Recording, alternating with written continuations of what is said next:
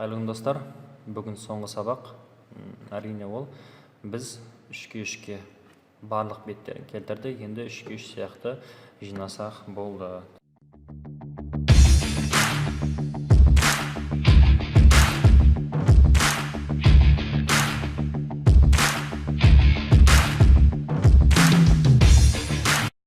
Сөзім бітті, я? Келесі 5-ке бесе дәл сондай. Бұл жерде бұралған кезде кәдімгі майысып бұралады, өте жақсы бұлай істегенге. Так, екіншісі кетті. Так, әбі сарым қашып кетті ол. Так, қызыл. Так, плюс бет орындалды.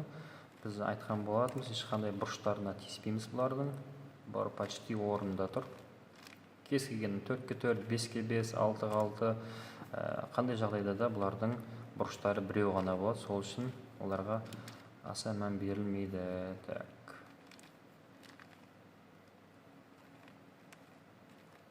Так, плюс беті бітті. И дальше 10-ға әдіс қолданады. 10 білесіздер. Мына жерде солға әдіс қолданады. Так. Мына жерде солға әдіс қолданады. Так, мына жерде де солға әдіс қолданады. Так, сызық, яғни. Так, 1, 2, 3, 4, 5, 6, 7, 8. Бұл енді бұрыштарын бұрау ыңғайсыз, себебі бұның бұрышы мына жақта тұр. Сол үшін қазір бұрасам сындырып жіберуі мүмкін. Кәдімгі өзіміздің қарапайым әдіспен қайтып орнына келтіреміз. 1, 2, 3, 4. 1, 2, 3, 4. 1, 2, 3, 4. 1, 2, 3, 4. И 5. Ал мінекей аздаған уақыттардың ішінде біз сіздермен кубик 5-ке 5-ті 3-ке 3-ке ұқсату арқылы жинап тастадық.